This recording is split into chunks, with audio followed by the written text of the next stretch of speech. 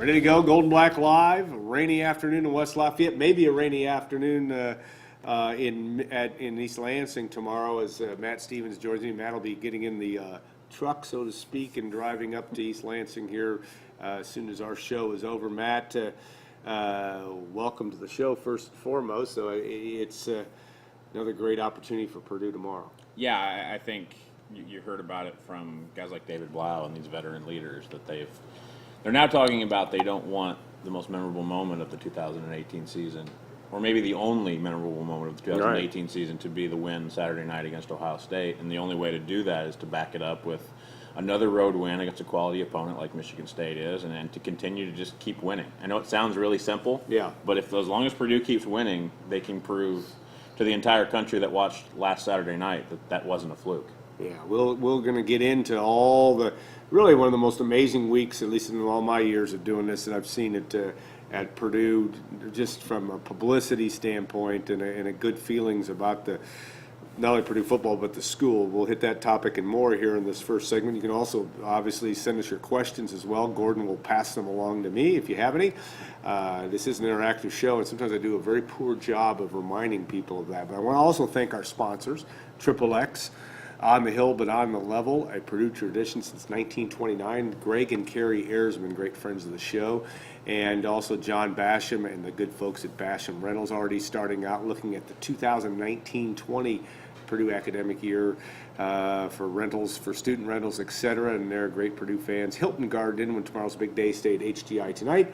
And State Farm agent Trent Johnson, who may be slogging in the rain tonight for Indiana high school football as he referees. But I know one thing, at noon tomorrow, if he's not in East Lansing, then he's going to be watching Purdue and Michigan State. And you know, that game tomorrow is something that is going to be, Michigan State in a very tough spot, at least it appears. It's pretty much fact, obviously, with its receiving core and offensive line, but we don't know what we're going to see at quarterback. We're talking about all the injuries for Michigan State. Yeah, Jeff Brown said on Thursday that he assumes Brian Lewerke, the starting quarterback the entire year, will start. Yeah. He expects to see him. But they are preparing for Rocky Lombardi as well, the backup quarterback, a redshirt freshman who's really only been in 3 possessions this season. He only has 2 attempts this year. More of actually a runner than a passer. At least that's how they've used him. Yeah. But they expect to see the guy that they thought was one of the best Big Ten quarterbacks coming into this year, which Lewerke had as his preseason hype, and they expect him to play. And he's been talking to media all week, or at least one day this week after practice, so that's a good sign that he might try to give it a go. The question for me, Al, is that what it's going to be around him. L.J. Stott returns behind him at tailback, but, I mean, they haven't had the same offensive line for 7 games because of injuries. And then on the outside, I don't think there is a completely healthy scholarship wide receiver for Michigan State. And so from a skill position standpoint, even around Lewerke, even if he's relatively healthy and has to be more healthy than he was last week for Michigan State to be effective, I just don't know what they have. Yeah. He only 5 for 25 passing last week for 66 yards against Michigan in a 21-7 loss. That is indicative of an offense. And this is a guy that likes to throw the ball downfield when healthy. He could not do that last week. You had the numbers on that. I just, to me, Al, I know this sounds simplistic, but there's a point total I just don't think Michigan State can get to. And I think they have to muck this game up, and they have to figure out a way to keep it around the teens, maybe not anything more than the middle 20s, in order to win the football game. Lewerke is a guy that he wants to throw the ball down the field, but he's really been limited this year, again, because of the lack of weapons. Right. They've really been limiting him to the short, intermediate pass game, trying to get guys, on the outside to be able to get a whole lot of yards after the catch. But then, they lose their number one playmaker. It would be like if Purdue lost Rondell Moore for an extended period of time. For the rest of the year, Felton Davis is gone. He tore his Achilles against Michigan. He had surgery. I think it's either yesterday or he'll have it today, and he'll be out the rest of the year. I don't see another playmaker that they can count on. Al, they're talking about having guys, Charles Woodson, and play both ways from a cornerback standpoint. Guys that they recruited to play DB, possibly go both ways and play DB wide receiver, because they're just so hurt in that department. I don't see it. I think if Felton Davis III had played on Saturday, I think you could possibly see Michigan State, being a more dynamic offense and being able to put up a point total to stay with Purdue. Yeah. I just don't see it. I don't see it in any way, shape, and form. And yet the line 1.5, I believe Michigan State is the favorite. We will be also in segment 2 today. Also, Leroy Keys will be joining us. I've already got a couple give the ball to Leroy questions, and Leroy will be giving us his perspective on this guy named Rondale Moore. I mean, and Rondale Moore has been unbelievable, and I've been going to games since Leroy played. I like to admit that, though I hate to admit it too. But 52 years of going to Purdue football games, but. This is a guy that that sound that the fans make when he touches the ball, very reminiscent of what Leroy Keys did as a player, and that kind of imagination he captured from the Purdue fan base way back in the 60s, finishing third in the Heisman in 67, second in 68, and amazing guy. Then, of course, Elliot Bloom will join us at 2:40, talk some Purdue hoops, but Elliot is the host of the Boiler Ball podcast, a really excellent podcast as well, frequent guest of the show. But Elliot, we'll have a lot of things to talk about today, and Tyler Trent, just this week that was for Purdue, all the emotions of sport, and Matt, even you're relatively new. You're not new to covering football and big time football, but certainly new to here. This has been a remarkable week for Purdue. From just positive press on a national level. Yes, Tyler Trent's had something to do with it. Jeff Brahms had something to do with it as well. Alan, he's on assignment, but I thought, a lot of different forms here on Golden Black. Brian Newber, our guy who's on assignment this week, he kind of said it best, and he said it best multiple times, is that you can't tell me that didn't have an impact on Saturday night. And I don't think anybody wants to hear that it didn't have an impact. I think it did. Yeah. I know it has. I know that young man has an impact on Jeff Brom. I know he has an impact on David Blau, and I know he has an impact on those veterans.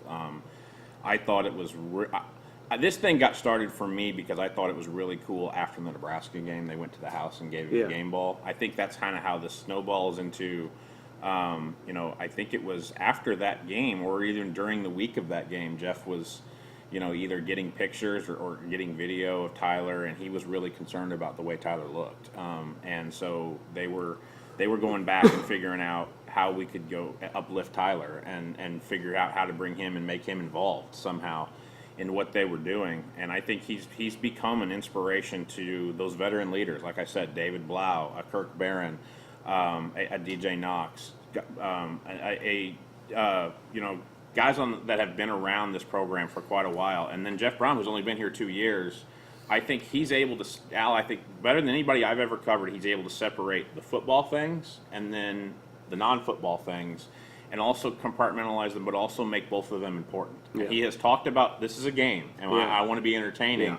But this was a more important element that happened on Saturday, and he doesn't bristle every time he's brought up that it's brought up, and he except for talking about Tyler's condition clearly, but he loves talking about it, and it's something that I think he's been able to wrap this entire community around now, not just his football program. Yeah.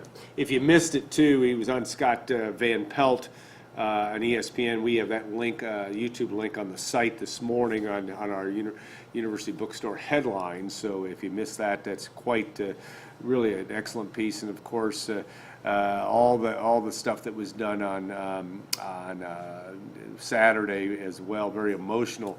And Tyler's doing I think Dan Dockett's show as we speak, but also from his house. Yeah, from his house, and we will probably have him on next week, Lord willing, so to speak, and that opportunity to have Tyler as part of our show. He's been done some writing for us, but he's been an amazing kid, and that's the thing. It's even when the first time I met him, it was a year ago with at a cancer lunch, a Center for Cancer Research luncheon, and he talked at that pretty much extemporaneously and just delivered a powerful message even then. And he's been through a lot here in the last year, but he is making an impact. Okay, Jeff Brom and the Boilermakers, Purdue.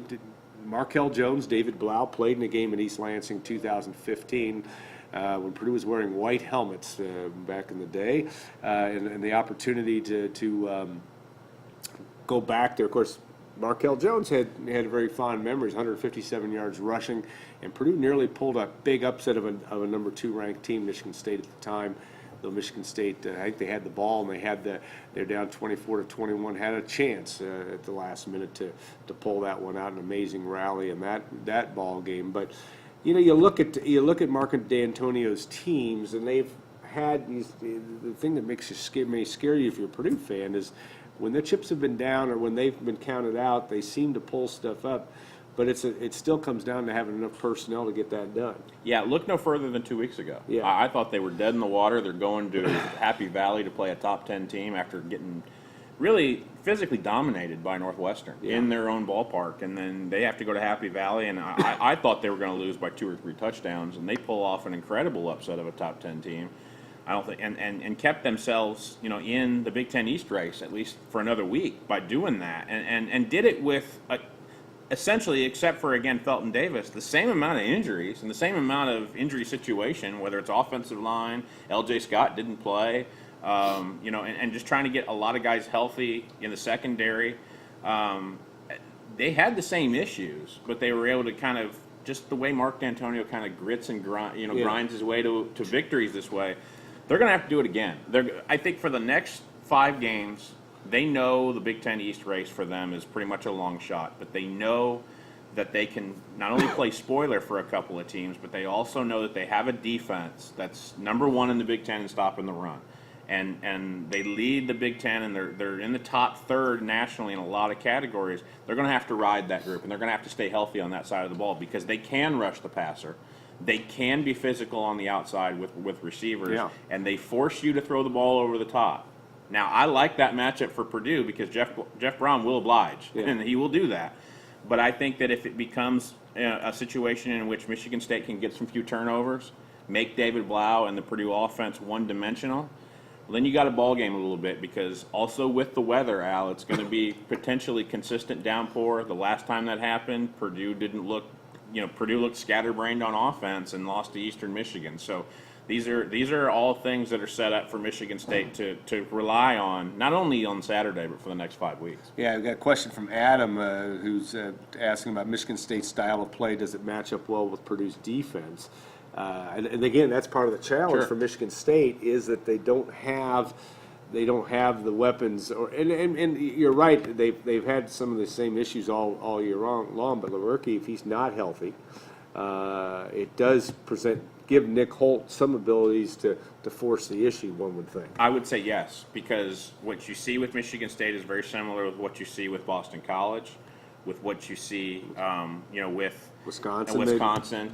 They've been historically very good against Wisconsin. Historically, last year they beat Iowa in the same kind of compacted packages, same kind of compacted formations. They're very, very tight. They'll play 22, which is 2 running backs behind the quarterback, maybe 2 tight ends. They don't do a whole lot of stuff on the outside.